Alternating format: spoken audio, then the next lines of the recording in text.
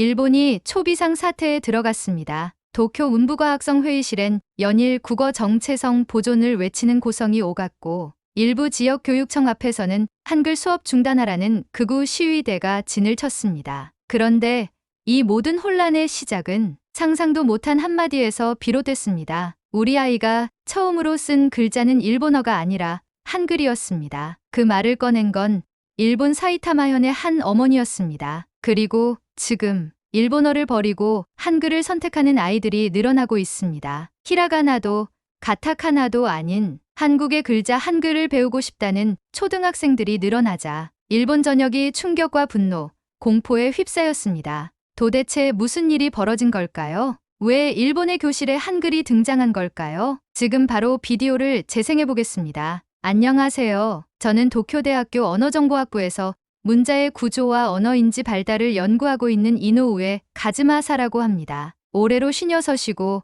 학문적으로는 30년 넘게 문자 구조의 진화와 언어 습득 메커니즘을 연구해 왔습니다. 제 전공을 설명할 때면 흔히들 지극히 이론적인 분야겠네요 라고 말하지만 요즘 들어 저는 자주 이렇게 대답하게 됩니다. 이론? 아닙니다. 문자 구조는 아이들의 생존과 직결된 현실입니다. 그 시작은 작년 봄 문부과학성에서 내려온 한 통의 봉투에서 비롯되었습니다. 초등 저학년 아동 문자 인식 실태 조사 결과 아무 생각 없이 종이를 펼쳤을 때 제 눈은 첫 장의 수치에서 멈춰 섰습니다. 도쿄, 오사카, 나고야, 삿포로 등 일본 주요 대도시 초등학교 1학년 아동 중 35%가 히라가나 자소 인식에 실패했다는 통계였습니다. 낱말 조합인지 오류율 29%, 한 문장 해석 오류율 26%. 숫자만 놓고 보면 일시적 교육 실패로 보일 수도 있습니다. 하지만 언어심리학을 공부한 저에게 그 수치는 단순한 실수를 넘어 구조 자체가 무너지고 있다는 신호로 다가왔습니다. 믿기지 않았습니다. 그래서 저는 후속 자료를 요청했고 담당 조사자와 직접 대화를 나누었습니다. 하지만 현장의 대답은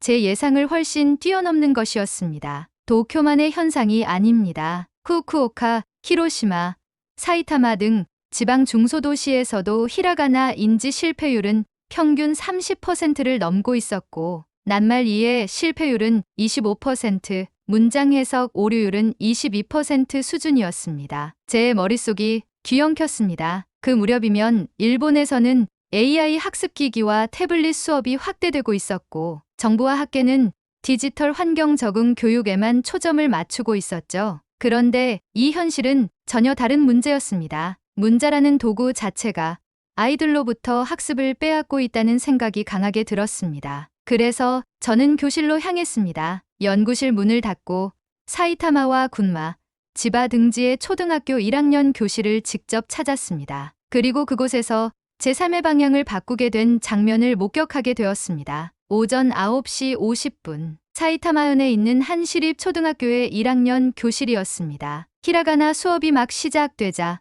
20명의 아이들 중 9명이 책상 밑으로 기어들어갔습니다. 그중 3명은 교과서를 내던졌고 2명은 귀를 막고 몸을 흔들며 울었습니다. 교사 나카지마 유리에 선생님은 익숙하다는 듯 차분하게 아이들을 다독였고 남은 11명은 얼어붙은 표정으로 칠판을 바라보고만 있었습니다. 그 장면은 지금도 잊히지 않습니다. 저는 그날 문자의 구조가 학습 도구가 아닌 공포의 매개체가 될 수 있다는 사실을 처음으로 깨달았습니다. 아이들이 무서워하는 것은 선생님도 공부도 아니었습니다. 히라가나라는 글자 그 자체였습니다. 수업이 끝난 후 조심스레 나카지마 선생님께 여쭈었습니다. 이런 반응이 자주 있는 일인가요? 선생님은 고개를 끄덕이며 말했습니다. 히라가나 수업이 시작되면 늘 그래요. 우리 반에선 대략 34%는 도망가고 12%는 웁니다. 단순히 몰라서 그런 게 아니에요. 아이들은 싫어해요. 무서워해요. 처음에는 그런 감정을 말로 표현도 못하다가 어느 날부터인가 글자가 싫어요 라고 입을 떼더군요. 그 말은 제 연구 인생을 통째로 뒤집는 것이었습니다. 저는 늘 문자를 도구라고 생각해왔습니다. 생각을 기록하고 세상과 소통하기 위한 창구. 그런데 그 도구가 아이들에겐 두려움의 대상이 되고 있었습니다. 그 순간 제 강의실 풍경이 떠올랐습니다. 대학교 수업 시간.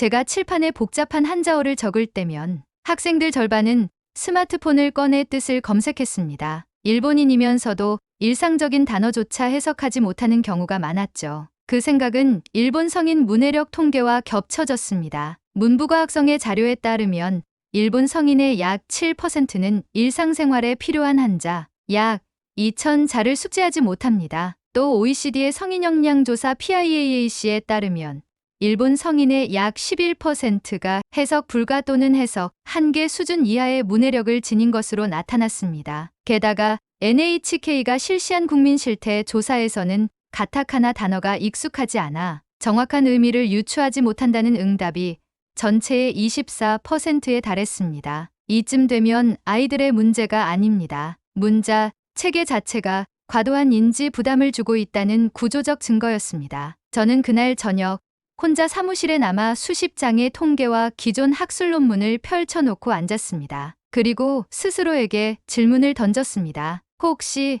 문자가 문제일 수도 있지 않을까? 그 질문은 제 전공의 기반을 뒤흔드는 것이었지만 거기서부터 피하지 않기로 했습니다. 제 연구는 그 순간부터 학계의 이론적 해석이 아니라 아이들의 현실을 들여다보는 것이 되어야 했습니다. 결국 저는 답을 얻기 위해 일본 밖으로 눈을 돌릴 수밖에 없었습니다. 우리와 비슷한 음절문자를 사용하는 나라들은 이 문제를 어떻게 다루고 있을까? 처음에는 중국의 병음 자료를 검토했고 대만의 보포모포 학습 구조도 살펴봤습니다. 그런데 유독 예외적으로 학습 실패율이 현저히 낮고 문해율이 세계 최상위권에 속한 한 국가가 눈에 들어왔습니다. 바로 대한민국이었습니다. OECD와 유네스코가 공동조사한 국제 문해력 비교 연구 PIAAC 자료에서 한국의 만 5세에서 6살 아동 중 약 89% 이상이 한글 문자 60자를 전부 읽고 소리와 정확히 대응할 수 있다는 결과가 나와 있었습니다. 처음엔 놀라웠습니다. 히라가나처럼 음절 단위 문자인데도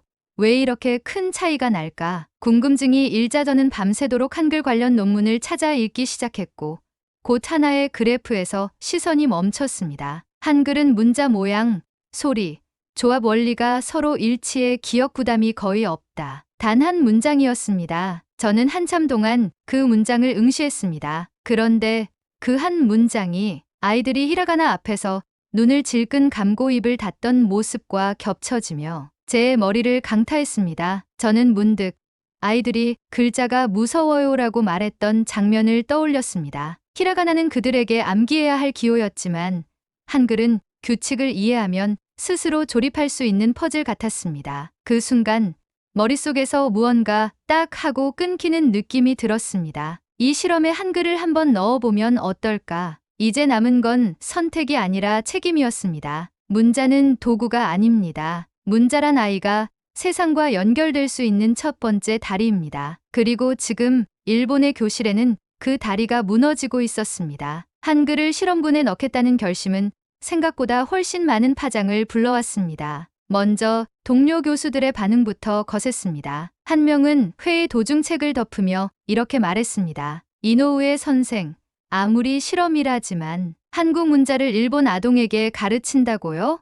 연구의 방향이 너무 급진적입니다. 다른 교수는 회의가 끝난 뒤 조용히 찾아와 말했습니다. 저는 선생의 의도는 이해합니다. 하지만 이건 정서적으로 받아들여지기 어려울 겁니다. 상층부가 허락하지 않을 거예요. 그 말은 사실이었습니다. 문부과학성 담당자에게 한글 병행 학습군 도입을 제안했을 때 그는 몇 초간 침묵하다가 말없이 고개를 저었습니다. 정치적으로 위험하다는 표현은 쓰지 않았지만 그 의미는 분명했습니다. 하지만 저는 물러서지 않았습니다. 아이들의 뇌는 정치 논리를 따르지 않습니다. 국가정서는 말이 많지만 문자에 거부감을 느끼는 건 어른들일 뿐이었습니다. 아이들은 지금도 읽고 싶어하고 말하고 싶어하고 표현하고 싶어합니다. 저는 결국 교섭 끝에 참조용 실험 문자라는 조건으로 한글을 실험군에 포함시키는 데 성공했습니다. 연구 설계는 간결하면서도 치밀하게 구성했습니다. 전국 5개 초등학교의 협조를 받아 각각 히라가나군,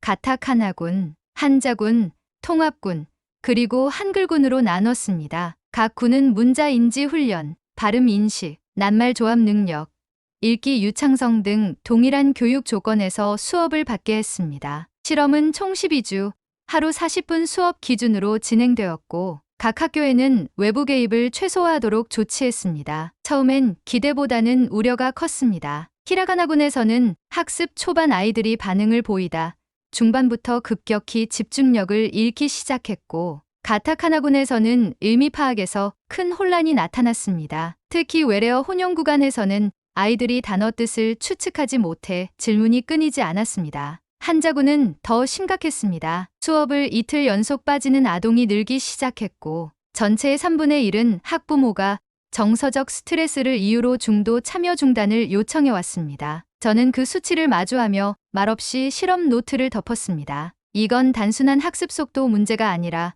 문자 구조 자체가 감정적 거부를 유발하고 있다는 반증이었습니다. 그러나 예상을 가장 벗어난 곳은 바로 한글군이었습니다. 처음엔 아이들도 낯설어했습니다. 한글은 그들에게 처음 듣는 이름이었고 어디 나라 말이에요? 라는 질문이 당연히 나왔죠. 하지만 오히려 그 낯설미 호기심으로 바뀌는 데는 하루도 걸리지 않았습니다. 수업 첫 주, 아이들은 고기역, 논이은, 이 같은 자모 하나하나를 또박또박 따라 적기 시작했습니다. 자음과 모음을 조합해 낱말을 만들고 직접 소리를 내는 활동이 시작되자 분위기는 달라졌습니다. 이거 퍼즐 같아요. 내가 만든 글자인 것 같아요. 그 말들이 쏟아져 나왔고 저는 그제야 깨달았습니다. 아이들은 복잡한 문자를 싫어하는 것이 아니라 이해할 수 없는 체계를 무서워하는 것이었습니다. 그런데 한글은 그 구조를 아이들의 수준에 맞춰 설명하고 있었습니다. 자음과 모음의 조합 방식은 규칙적이었고 외워야 할 기호는 적었으며 무엇보다 소리 형태의 의미가 연결되어 있었습니다. 그로부터 한 달 후 예비 중간 결과가 나왔습니다. 한글군의 낱말 인지 속도는 히라가나군보다 평균 2배 이상 빨랐고 철자소리 대응력, 음운 인식력 모두에서 최고 수치를 기록했습니다. 더 놀라운 건 감정 반응이었습니다. 한글군 아이들은 수업이 즐겁다고 응답한 비율이 전체의 84%에 달했습니다. 히라가나군에서는 같은 질문에 재미없다, 어렵다는 답변이 절반을 넘겼고 한자군에서는 불안하다라는 응답이 전체의 27%였습니다. 하지만 한글군은 달랐습니다. 글자가 쉬워요.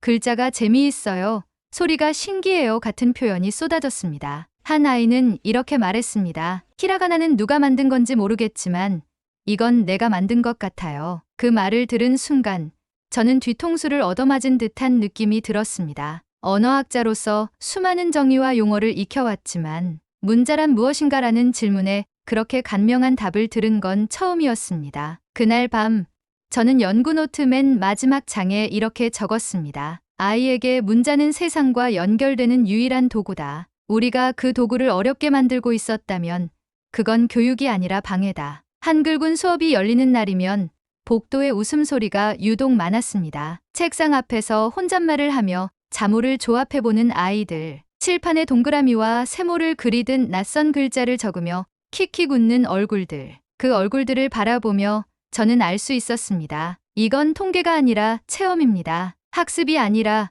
구원에 가까운 과정입니다. 실험이 끝난 뒤 그 결과는 정리된 논문보다 먼저 교실 안에서 퍼져나가기 시작했습니다. 아이들이 부모에게 말했고 부모가 담임 선생님에게 묻기 시작했고 얼마 지나지 않아 지역교육청과 교육위원회에 보고가 올라갔습니다. 그리고 그 중 하나가 지역 언론사의 눈에 띄었습니다. 첫 보도는 아이치현의 한 지역지에서 조그맣게 다뤄졌습니다. 외국 문자 수업에 아이들 반응 호평이라는 제목이었죠. 그런데 의외였습니다. 인터넷에 기사가 공유되기 시작하더니 사흘 만에 도쿄의 메이저 신문에 한글이 히라가나보다 빠르다고 라는 제목으로 실렸고 일주일 후에는 방송사에서 제 연구실로 인터뷰 요청이 들어왔습니다. 기뻐해야 할 일이었을까요? 처음엔 저도 그렇게 생각했습니다. 아이들이 즐거워했고 그들의 표정에서 문자를 향한 공포가 사라지고 있었으니까요. 하지만 곧 전혀 다른 얼굴의 사회가 고개를 들기 시작했습니다. 왜 일본 아이들에게 한국 문자를 가르치는 거냐? 이건 문화 말살이다. 일본어를 지켜라. 보수 언론이 나섰고 극우 단체들이 거리에 나왔습니다. 한글 수업 금지법 제정하라.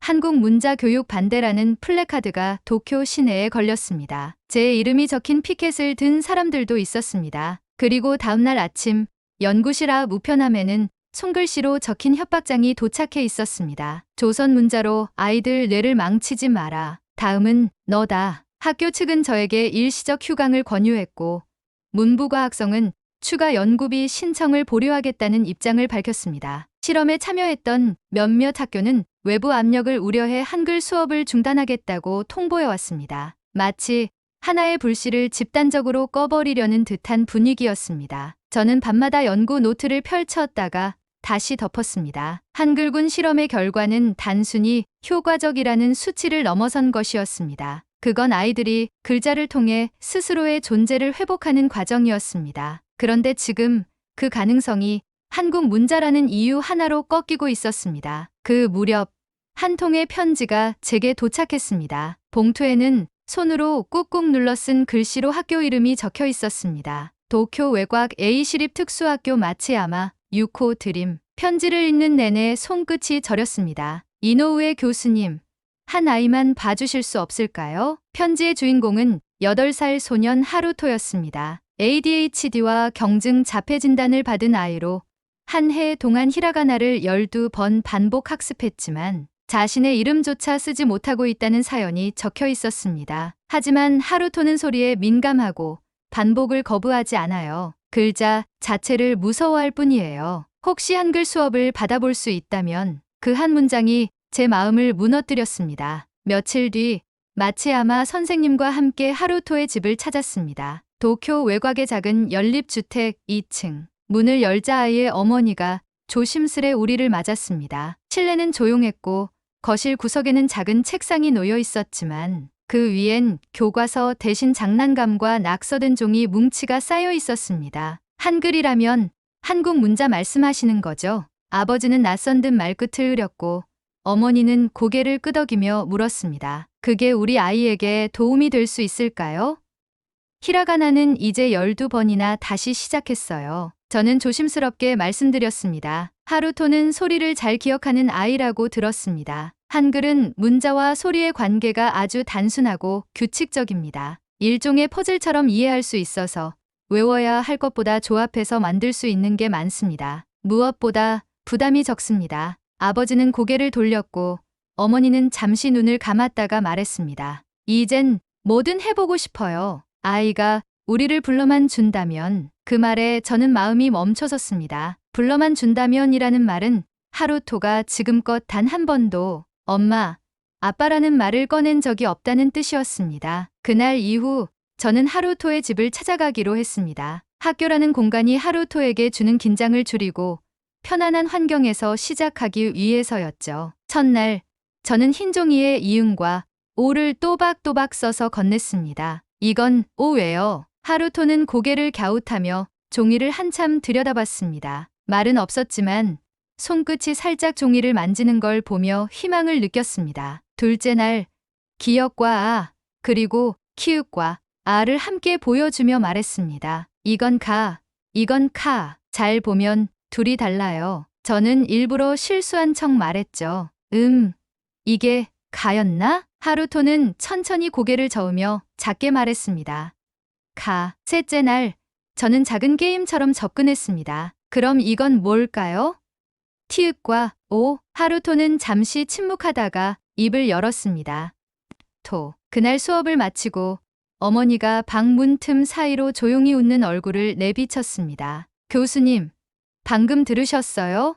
토라고 했어요. 그리고 넷째 날 저는 한글 자모를 조합해 오토오상이라는 낮자들을 보여줬습니다. 오토오상. 이걸 소리나는 대로 한글로 적어볼 수 있어요. 오, 토, 상. 하루토는 천천히 따라하며 중얼거렸습니다. 오, 토, 상. 다섯째 날 하루토는 갑자기 종이에 무언가를 적기 시작했습니다. 오, 카상 그리고 오, 토, 상. 철자 하나하나가 완벽하지 않았지만 분명한 의지와 방향이 담겨 있었습니다. 엄마, 아빠. 하루토의 손끝에서 처음으로 그 단어들이 세상 밖으로 나왔습니다. 어머니는 거실 한켠에서 입을 막은 채 눈물을 흘렸고 아버지는 처음으로 제게 고개를 숙였습니다. 그 순간 저는 말없이 하루토의 종이를 두 손으로 감싸 쥐었습니다. 그건 실험이 아니었습니다. 그건 통계도 논문도 아니었습니다. 그건 인간이 한 아이가 글자 하나로 세상과 손을 맞잡은 순간이었습니다. 하루토와 함께한 마지막 수업이 끝난 날 밤, 저는 다시 책상 앞에 앉았습니다. 그 아이의 수첩 속 엄마와 아빠라는 단어는 더 이상 언어학적 샘플이 아니었습니다. 그건 존재의 회복이었고 존엄의 서명이었습니다. 저는 연구 노트를 새롭게 정리했습니다. 한글 병행학습을 통한 발달장애, 아동의 문해력 개선, 그 아래 하루토의 사례를 실었고 낱말 조합 능력의 변화, 의문 인식력, 수업 태도까지 정량적으로 정리해 넣었습니다. 그리고 그 연구는 유네스코 국제문해센터와 유럽언어학회에 제출되었고 세계 문해력 포럼 초청 발표로 이어졌습니다. 발표는 프랑스 파리의 한 국제회의장에서 이루어졌습니다. 언어학자, 교육학자, 국제개발기구 관계자 수백 명 앞에서 저는 천천히 그러나 단단하게 첫 슬라이드를 넘겼습니다. 여기 한 명의 일본 아동이 있습니다. 이름은 하루토. 히라가나로 자기 이름조차 쓰지 못했던 아이가 한글을 통해 처음으로 아빠, 엄마라는 단어를 또박또박 적었습니다. 잠시 정적이 흐른 후 저는 두 번째 슬라이드를 열었습니다. 화면에는 한글이라는 두 글자와 함께 창제자의 이름이 떠올랐습니다. 이 문자의 이름은 한글입니다. 한글은 500여 년 전 조선의 네 번째 임금 세종대왕에 의해 창제되었습니다. 그는 백성들이 말을 하면서도 글을 몰라 억울한 일을 겪는 현실을 안타깝게 여겼고 그 결과로 누구나 쉽게 배울 수 있도록 의문 체계를 분석해 과학적으로 만든 문자입니다. 제가 버튼을 누르자 한글의 자음과 모음 조합 구조가 시각 자료로 나타났습니다. 한글은 자음과 모음을 결합해 음절을 형성합니다. 글자의 구조는 음소 단위로 해석되며 소리와 형태가 직결되는 탓에 학습 부담이 현저히 낮습니다. 특히 발달장애, 아동이나 시각장애인들에게도 학습 접근성이 높습니다. 복잡한 기호가 아닌 원리를 이해하면 누구든 글자를 만들 수 있습니다. 제가 다시 시선을 들며 말을 이었습니다. 저는 이 실험을 통해 한 가지 확신을 얻었습니다. 아이들은 무능하지 않습니다. 무너지는 건 문자 체계입니다. 그 문자가 복잡한 권위가 아니라 이해 가능한 질서가 되었을 때 아이들은 세상과 연결될 수 있습니다. 그리고 저는 한 장의 사진을 띄웠습니다. 사이타마 시립초등학교의 특수학급 교실. 하루토가 적은 아빠, 엄마라는 낱말이 벽에 붙어 있었습니다. 그 글자들 아래로 다른 아이들이 쓴 한글 문장이 이어졌습니다. 나는 읽을 수 있어요. 이 글자는 재미있어요. 선생님이 좋아요. 그 순간 회의장 안은 숨소리조차 들리지 않을 만큼 조용해졌습니다. 노교수 한 명이 천천히 안경을 벗었고 한 청중은 조용히 손수건을 꺼냈습니다. 그때였습니다. 제 마음 한구석에서 한 단어가 떠올랐습니다. 사죄. 저는 깊게 숨을 들이마셨습니다. 그리고 조용히 말을 이었습니다. 저는 일본인입니다. 그리고 제 조국은 지난 세기 한글을 금지하고 탄압했던 역사를 가지고 있습니다. 그 시절 일본의 정책은 한 민족이 자신을 표현하는 문자를 빼앗는 방식으로 식민 통치를 강화했습니다. 그건 문자에 대한 억압이자 인간에 대한 침해였습니다. 한글은 그 시간을 이겨내고 살아남았고 지금은 오히려 일본의 아이들을 구하고 있습니다. 조용한 숨소리가 들렸습니다. 이제는 우리가 바뀌어야 할 때입니다. 한글을 가르치는 일이 굴욕이나 정체성의 위기가 아니라 배움의 확장, 다름의 존중, 공존의 실천이 되어야 합니다. 저는 앞으로 일본이 한글을 통해 한국과 함께 가는 진짜 동반자가 되기를 희망합니다. 말을 마친 뒤 회의장은 오랜 침묵 끝에 박수로 울려 퍼졌습니다. 그 박수는 이노우에 가즈마사라는 한 개인을 향한 것이 아니라 문자라는 도구를 통해 인간을 다시 보는 시선을 선택한 그 결정에 대한 격려였다고 저는 믿습니다. 발표가 끝나자 회의장 안은 한동안 조용했습니다. 한 노학자가 조용히 제게 다가와 말했습니다. 이건 문자의 진화가 아니라 인간 인식의 진화입니다. 그 말은 제 안에서 오래 머물렀습니다. 하루토의 수첩에 적힌 글자보다도 통계 그래프보다도 그 한 문장이 제 연구를 가장 정확하게 정의해주는 것 같았습니다. 그날 이후 제 논문은 여러 학회와 언론을 통해 퍼져나갔습니다. 영국의 가디언, 독일의 슈피겔, 프랑스의 르몽드는 한글은 세계에서 가장 효율적인 문자 체계인가라는 제목으로 한글의 과학성과 확장 가능성을 조명했습니다. 일본 사회도 조금씩 움직였습니다. 강경보수 언론은 여전히 정체성 훼손이라며 반발했지만 교사들은 먼저 현장의 변화 가능성을 논의했고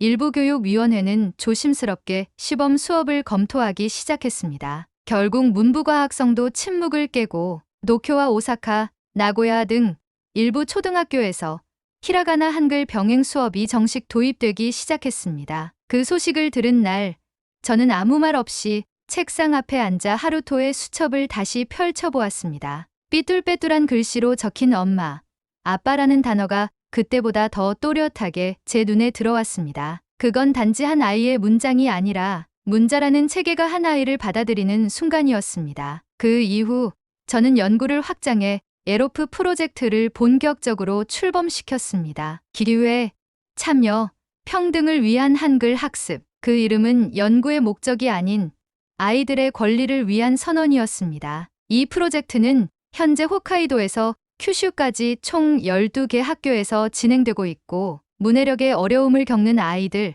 특수학급 아동, 이주 배경 아동에게까지 확산되고 있습니다. 아이들은 여전히 서툽니다. 억양은 삐걱거리고 철자 순서를 종종 헷갈리기도 하죠. 하지만 그들은 두려워하지 않습니다. 어떤 날은 교실 문을 열자마자 이노우에 안녕하세요 라는 인사가 들립니다. 저는 그 서툰 발음 속에서 두려움 대신 다가가려는 의지를 봅니다. 이제 저는 더 이상 이 문자가 어디서 왔는지를 묻지 않습니다. 그보다는 이렇게 묻습니다. 이 문자가 아이에게 무엇을 해줄 수 있는가? 어느 저녁 교무실 한켠에서 수업 일지를 정리하던 마치야마 선생님이 조용히 말했습니다. 교수님, 이건 문자 그 자체가 아니에요. 이건 아이가 세상과 연결되는 방식이에요. 그 말이 제게 마지막 문장을 써내려갈 용기를 주었습니다. 문자는 문화재가 아닙니다. 문자는 인간의 생존 도구입니다. 그리고 지금 한글은 일본의 아이들을 구하고 있습니다. 오늘의 이야기는 여기까지입니다.